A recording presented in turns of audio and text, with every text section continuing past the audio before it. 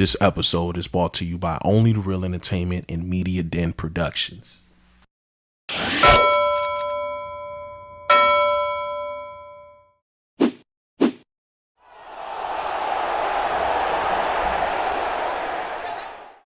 Back again with another episode 36 of Real Hoops. We have, obviously, the main host, Reela. How are you doing?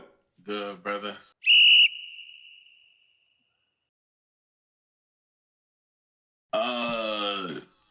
Every trick shot will be attempted, bro. It's, first off, the con of it. Let's get the bad out the way. The sheer number and volume that these kids are going to be playing by 18, just from an AAU standpoint, is probably going to cause a lot more injury to our game. It's the one thing that I fear for. But in terms of feel for the game, the knowledge of it, the fact that it's history, they're not just history, you have your fingertips that can allow you to open up a library. You could be your own coach right now, essentially, through Instagram, through YouTube, through different basketball coaches just giving out game about the game. You know what I mean? You don't have to pay a super expensive coach, if you may. You could really learn a lot from yourself. And they're the kids are just better now, bro. As the game evolves, I thought that, people now are better than people than in the 90s, just from my standpoint of skill, of just having to do different things, and the game will continue to evolve. Just like a Ferrari in the 80s or 90s had a certain amount of horsepower. You could find that in the Toyota these days, you know what I mean? You can find it in the Honda. It just, things evolve as well as the game, and boy, does he have a handle. And he's just laying and step throughs, and just the game, you know what I'm saying, for him is just so advanced, and kids just nowadays are better, period, you know what I mean? I go to a regular park, and things that I wouldn't have thought to try to pull off at 14 or 15, I'm going up against teenagers, they're shooting over me. They're, not saying I'm a cone by any stretch of the imagination, you know what I mean? I want to sit down and play defense, but these kids with the moves is just so advanced, and the information that's out there that's so tangible to where we had to do different things to obtain that information is not the case now. So the game will continue to evolve. My only concern is the injuries that can potentially affect our game is the only thing that I would say, but I'm super excited. That was crazy what I saw, man. I had to share it with you. I just learned something. Don't talk shit to Ja Morant or Desmond Bain. It'll come back to hunt you.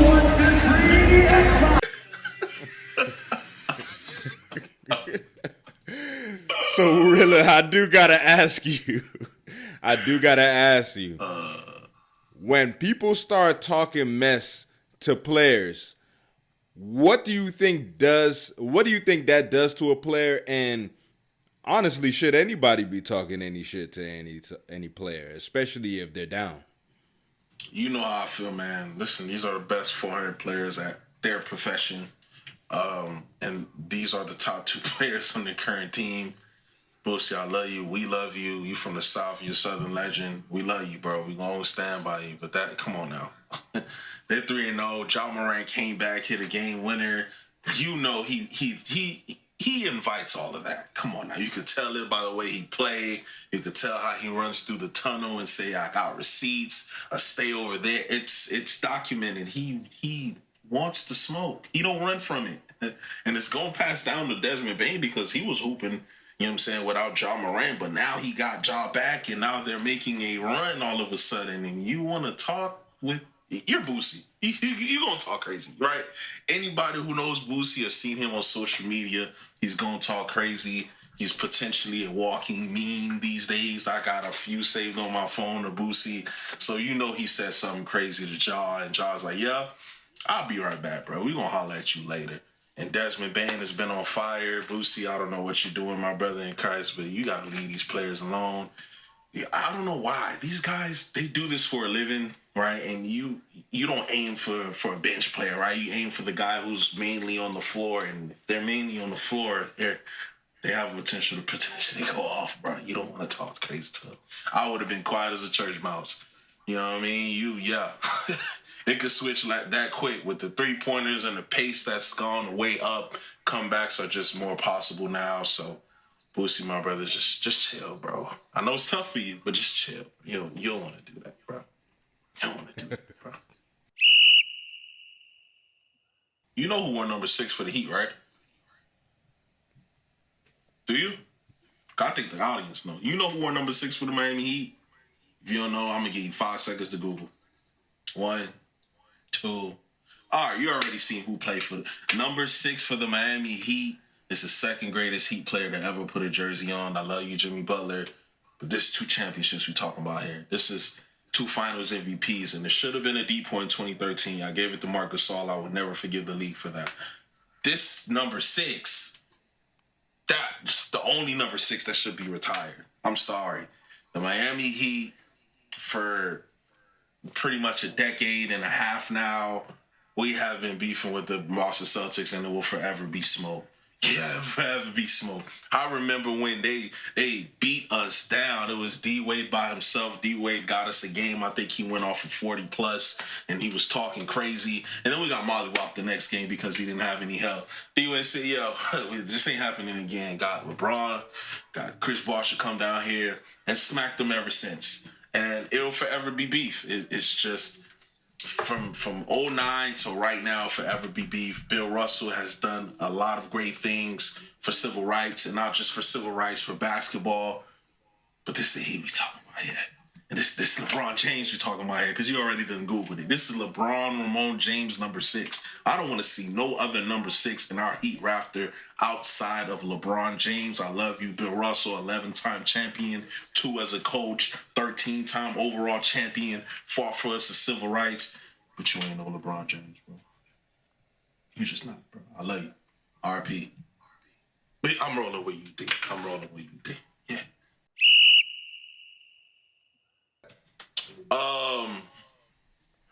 You're not capping, bro. It's not for everybody. It's been documented. Andre Iguodala also has a podcast with Evan Turner. He's talked about, his tenure with the Heat. And it's not easy. You get knee pads, you get a practice jersey, and you go to war. And a lot of people don't want that commitment. I don't know if you've ever seen a clip of Jermaine O'Neal stating that he could have been with the Miami Heat, but he just didn't have the commitment to want to diet and get to that specific body fat, and he was just like, yeah, bruh, I'm straight. I'm just going, you know what I mean? It's not for everybody. He's 100% right. And you're going to come down here, you're going to work. You know what I mean? You're going to practice harder than the actual game is. That when the game starts, it's a little bit easier for you. We've had Shaquille O'Neal documented that he's lost, 85 pounds when he came down here because he was running up and down, and the training is so rigorous. Ray Allen has also spoken about it. It's been numerous guys for the Miami Heat. So UD knows what he's talking about. This is 2 decades in. If he's seen things come, he's seen things go, he's seen players go, he knows what it is. That's why even though he didn't log in, maybe 30 minutes throughout his last season, if UD talks in that locker room, you shut the hell up and you listen. Because it's UD. That's Mr. Heat outside of Dwayne Wade. So he's 100% right, bro. It's not built for everybody. Not everybody has that mentality. Not everybody wants to be in that type of conditioning rigorously. A lot of guys just want to collect the check, or a lot of guys get by through supreme talents because it's everywhere around the league because you're the best 400. So UD is 100% right. Oh, wow. That's a great one. I've seen videos on YouTube documenting, the landing of a Derrick Rose and how he didn't land properly, and that over time caused him to have issues with his knees. And his knees, of course, gave him his problems to not reach his peak, I believe. There's a lot of things that goes into it because these are 6'2", 6'3" individuals jumping very high and landing sometimes very, very hard. And if you don't have the adequate equipment, it could definitely affect. So Nike, even though we've seen Zion Williams has bust out his shoes in college. This is a proven technology from scientists. You know what I mean?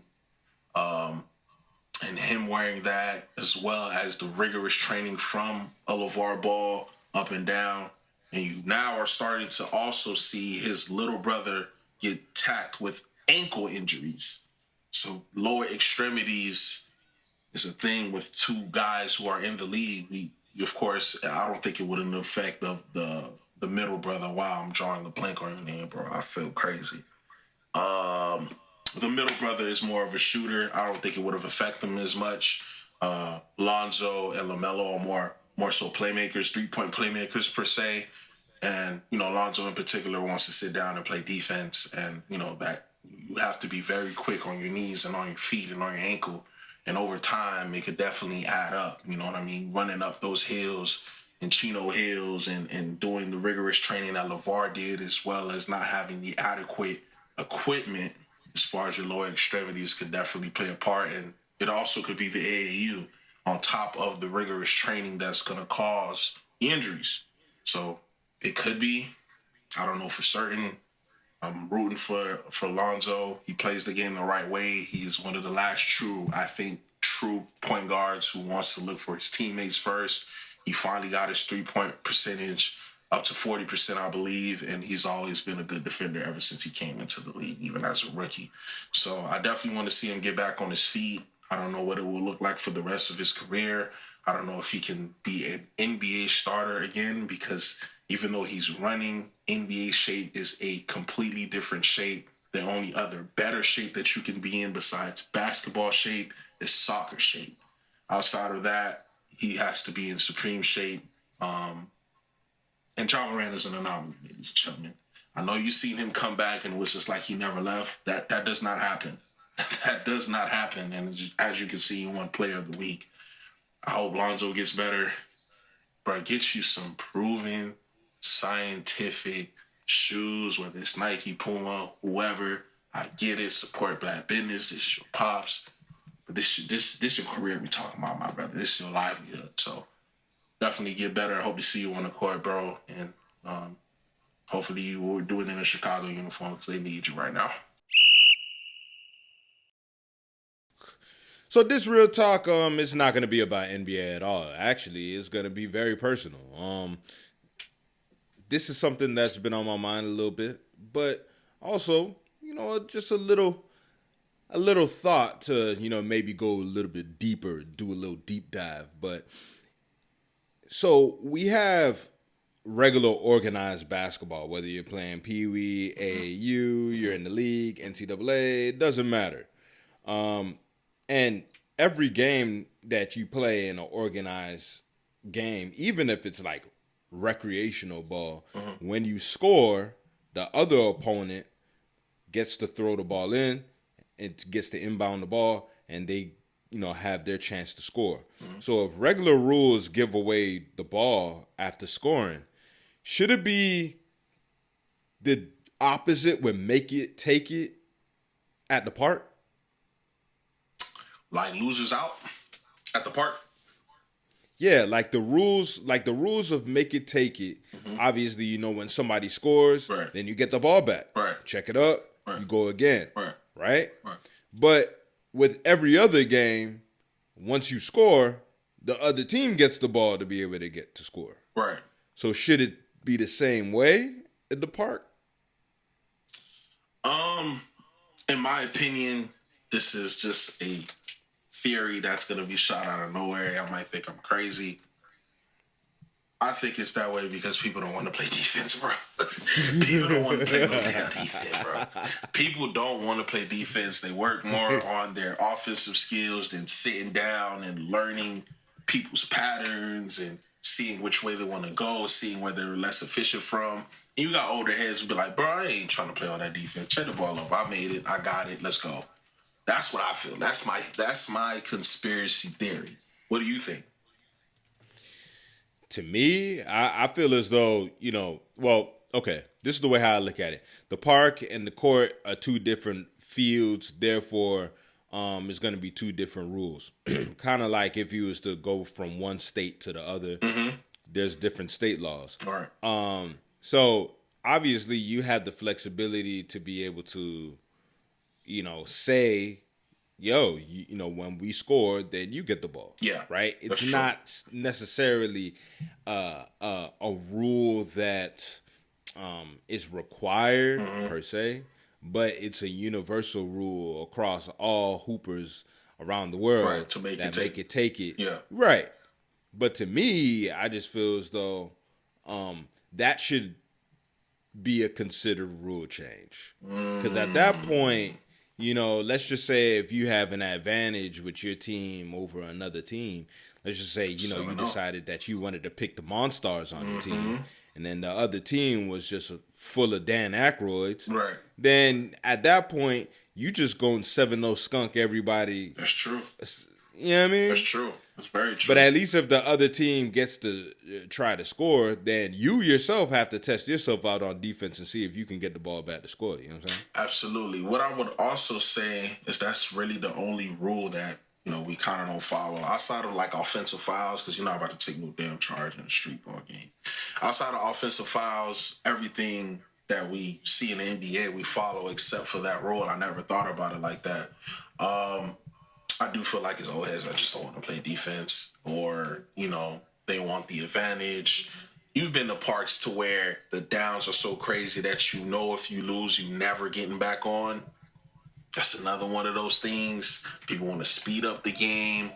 It could be a lot of things. You know what I mean? That maybe that should be a rule change that we should think about. I would like it. I like to play defense. But, not everybody is built for wanting to do that or want to challenge themselves to want to do that. They, just want to shoot from 30. When was the last time you played ball and you seen real basketball being played? Everybody just wants to shoot from 50 down these days, no matter what size you are. Bro. Yeah. I hooped on Christmas Day. I'm crazy, y'all. I hooped on Christmas Day with the homies. It was my homie Alex and my homie Nick. We went to go hoop on Christmas. This gentleman, he was around my height, around 6'1", 6'2". Didn't have my figure, pause. But he was a big dude. And when I tell you, we played, I don't know, I think we played 3 games because we went 1 and 2. We played 3 games, and he must have went into the paint a total of 2 times, with possibly shooting anywhere from 20 to 25 times. So he's chucked up 23 perimeter shots, and you're that big. What are we doing, ladies and gentlemen? Not everybody could be Steph, bro. Get in the post, earn a midi, get a hook shot. You not Steph. Stop it. Stop chucking it. You're not even allowing me to play defense because you're so far off and you're not engaging me as a defender, so it gets to be boring. The rebounds are longer because you're breaking. The dude shot a moving 3 at one point, and it went on the side of the backboard, and it almost went over the fence. You're not a shooter, bro. Go into the paint. Do something different. Pass the ball. You're not a shooter, bro. You're not Steph, and it's okay. It's only one Steph, and it ain't you. That's my PSA. Yeah, pretty much. Yeah, please, just stop. Because I'm getting tired of non-shooters, too, doing that. Especially when they actually see that everybody's sagging off on them and they just still decide to do that. You open for a reason, pal. All right? Honestly. You with us. It's some real Denzel Valentine vibes. It really got to stop. You really got to chill. Seriously. Chill. Oh, my God. Bro, when I tell you, it's just like, okay, I don't even look to contest anymore on some of you guys. It's just like, damn. Patrick Ewing, what'd he say? You practice that shot? You practice that shot? You practice? Man, please. Hey, we at the rim with it. He with us. We got to give him the Caitlin Clark. You know what I mean? Wave him off. Come on. Go for the rim. We're going to see where it's going to land because it ain't going in. You know what I mean? So, PSA is to stop shooting. You ain't learn anything. You're not a shooter, bro. Just diversify your game. Ain't nothing wrong with setting a solid pick, being a playmaker, being a defender. But you ain't a shooter, bro. You ain't a shooter. And we got the game all twisted. We got people who are trying to heat up from three before they even try to look at any shot. They take 2 threes and then they're just obsolete. They don't want to do nothing no more. They're just gonna stand in the corner being all depressed because you don't work on no other aspect of your game. Get in your bag, bro. It's too much information. It's too much ways that you can develop your game if you really like hooping. I do. I like being in the post sometimes. I like grabbing boards. I like using my left hand. It irritates people. It irritates people, and I love it because the average human being can't do nothing with their left hand or their offhand. I work on that. Work on it. Cause you can't. Yeah, you're not a shooter, bro. Stop it. Like and subscribe to Real Hoops everywhere for all of our content. Click the notification bell to stay up to date with every single new release. That way you don't miss a beat when we got everything going on for you that has everything to do with hoops. Tap in and show love.